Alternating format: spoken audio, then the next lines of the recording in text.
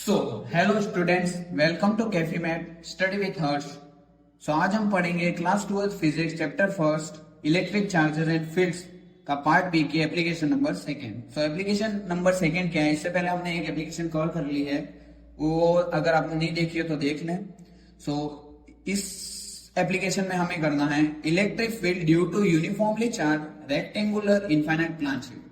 यानी कि इस बार हमें क्या करना है कि इलेक्ट्रिक फील्ड निकालनी है due to uniformly charge rectangular infinite plane sheet. यानी कि एक प्लान शीट है रेक्टेंगुलर जो यूनिफॉर्मली चार्ज है।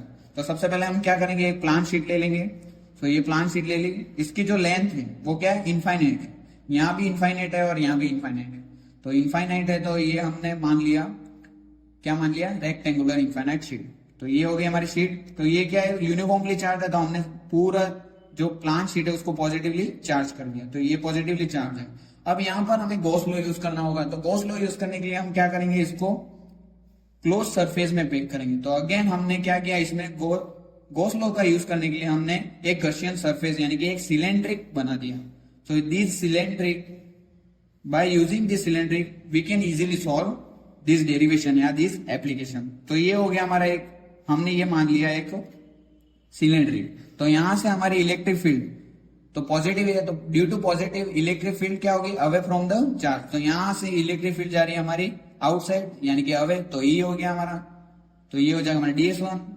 यहाँ भी इलेक्ट्रिक फील्ड अवे फ्रॉम तो DS2, और एक और इलेक्ट्रिक फील्ड जाएगी अपवर्ड डायरेक्शन, वो हो जाएगा हमारा DS3। तो तीन वे हैं जहां से हमारी इलेक्ट्रिक वे फील्ड है वो पास हो सकते हैं। तो इन दोनों का, तीनों का सम करेंगे और हम इलेक्ट्रिक फील्ड निकाल लेंगे। तो ये हो गया हमारा डायग्राम। इसी डायग्राम की हमने ये लैंग्वेज बना के लिखी है। In above figure consider a infinite plane sheet और charge with uniform surface charge density. आप बेसिक बना के लिख सकते हो, टू इम्प्रेस द एग्जामिनर।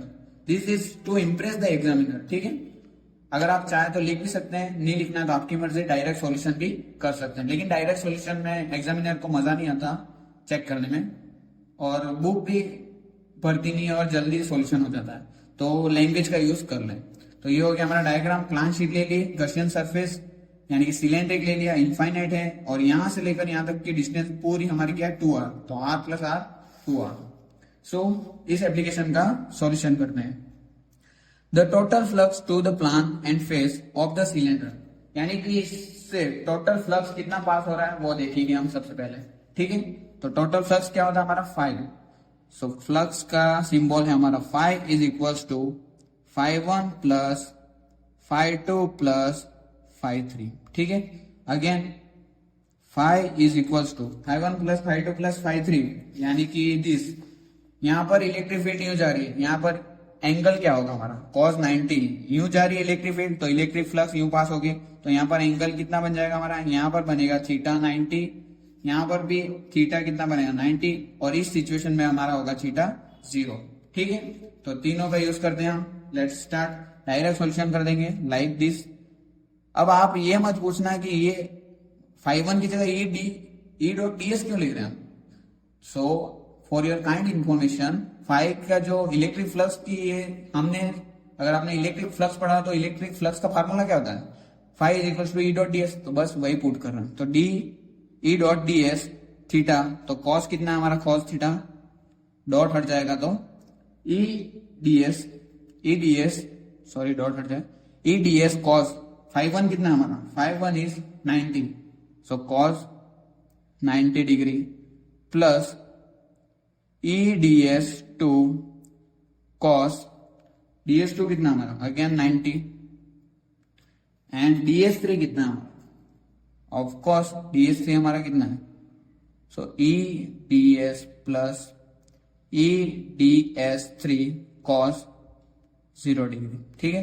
तो cos 0 हमारा क्या हो जाता है 1, और यहाँ पर इंटीग्रेशन ऑफ ई, और यहाँ पर भी इंटीग्रेशन ऑफ ई क्या हो जाएगा, आउटसाइड आ जाएगा, और यहाँ पर हमारी वैल्यू क्या हो जाएगी, एक की 0। कैसे, cos 90 क्या होता है हमारा, ऑफकोर्स 0। लेकिन आपने एक चीज गलती कर दी कि इलेक्ट्रिक फ्लक्स यहाँ पर भी जो है वो क्या, इलेक्ट्रिक फील्ड यूं जा रही है, तो यहाँ पर हमारा जो थीटा की वैल्यू होगी वो क्या होगी, 0 होगी। कहां पर, यहाँ पर। तो यहाँ पर हमारे थीटा की वैल्यू क्या होगी, 0 होगी। तो यहाँ पर हमें 0 डिग्री करना है। So this is solution. तो phi is equals to, theta की वैल्यू 0 होगी तो हमारा ई को बाहर ले लेंगे हम, तो ई इंटीग्रेशन ऑफ हमारे पास यहाँ पर कितना बचेगा, ds1 plus integration of ds3 बचेगा, और यहाँ पर प्लस ई बाहर लेना है, ds3 प्लस 0, क्योंकि इसकी वैल्यू 0 हो गई और ये एज इट इज रहेगा, इसकी वैल्यू 0 और ये एज इट इज। ओके, सो हमारे पास 5 हो जाएगा। ds1 क्या हो जाएगा, ये तो इसकी तो कोई वैल्यू होगी नहीं, ds1a। यहाँ पर हमने ds1 यानी कि इसको हमने क्या माना है, इसको हमने माना है क्रॉस सेक्शन एरिया को a, तो यहाँ पर हम क्या कर सकते हैं, a कर सकते हैं। तो e ds1a ds2, तो ds1 का इंटीग्रेशन तो वही, तो यहाँ पर हमारे पास हो जाएगा ea प्लस ea, तो इन दोनों का प्लस करेंगे तो हमारे पास क्या हो जाएगा, 5 is equal to 2ea। ea कहां से आया, क्योंकि ds1 यानी कि हमारा जो ये सरफेस एरिया उसको हमने क्या माना है, a माना है, यहाँ पर मैंने मेंशन किया है दिस इज a, तो ds2 की जगह हम क्या लिख सकते हैं, a लिख सकते हैं। तो इंटीग्रेशन ऑफ a क्या होगा, a ही होगा, तो 2ea, ये आ गई हमारे पास इक्वेशन फर्स्ट। अब हम करेंगे अकॉर्डिंग टू गॉस लॉ, हमारा गॉस लॉ का यूज करेंगे हम। तो गॉस लॉ हमारा क्या कहता है, फाई इज इक्वल्स टू, क्या कहता है, phi is equals to q by epsilon not. तो ये हो गई हमारी equation number second. So again from equation first and second, from equation first and second, इन दोनों इक्वेशन से, from equation first and second, phi common आ रहा है तो 2ea, from equation first and second 2ea, so q by epsilon nought is equals to 2ea, ठीक है। सो 2ea, तो हमें क्या निकालना है, e, तो e क्या हो जाएगा, a इज इक्वल्स टू ऑफकोर्सली q by a into 2 epsilon not. तो आपने पहली एप्लीकेशन देखी हो तो उसमें मैंने बताया था कि सिग्मा इज इक्वल्स टू क्या होता है, q बाय a, क्या होता है ये, surface charge density. What is this, हमने प्रीवियस में पढ़ा था, surface charge density q by a coulomb metre square इसकी यूनिट होगी, ठीक है। तो इसी का यूज किया हमने।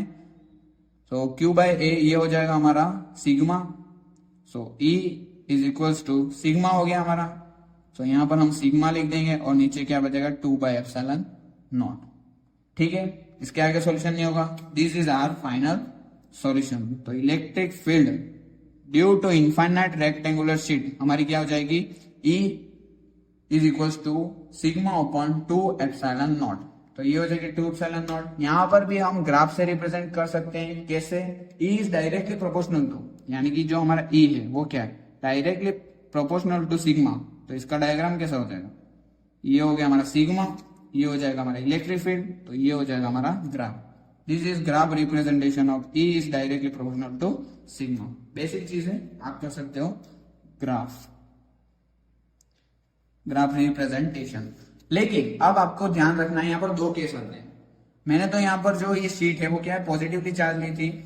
यहाँ पर अगर नेगेटिव होता तो क्या होता, तो 2 केस है यहाँ पर। केस फर्स्ट है हमारा, if R is negative the plan sheet is negative, plan sheet is negatively charge, so electric field is towards the direction and sigma हमारा क्या हो जाता है, नेगेटिव हो जाता है। ये हमारा जो सिग्मा वो क्या हो जाता है, नेगेटिव हो जाता है। कैसे, क्योंकि यहाँ पर अगर नेगेटिव चार्ज होता तो जो इलेक्ट्रिक फील्ड है वो क्या होती, टुवर्ड्स द चार्ज आती। तो यहाँ पर हमारा पूरा जो प्रोग्राम है, जो भी फील्ड है वो क्या हो जाती, नेगेटिव हो जाती। लेकिन हमने जो यूज किया वो सेकेंड केस यूज किया है, if R is positive the plan sheet is positively charge, so E is away from the plan sheet and sigma positive, यानी कि E है हमारा इलेक्ट्रिक फील्ड जो है वो क्या होगा, अवे फ्रॉम द चार्ज, यानी कि इलेक्ट्रिक फील्ड अवे जाएगा तो हमारा जो सिग्मा है वो क्या हो जाएगा, पॉजिटिव हो जाएगा। सो ये था इसका पूरा derivation. I hope you like it. इसके बाद लास्ट एक एप्लीकेशन है, third application of this chapter, वो हमारी लास्ट एप्लीकेशन होगी। जैसे ही वो हम कंप्लीट करेंगे हमारा चैप्टर कंप्लीट हो जाएगा। फिर हम करेंगे बेसिक इंपोर्टेंट क्वेश्चंस, मैं आपको बताऊंगा और कौन से न्यूमेरिकल्स आपको पढ़ने हैं और कैसे सॉल्यूशन करना है। I hope you like it. Thank you for watching.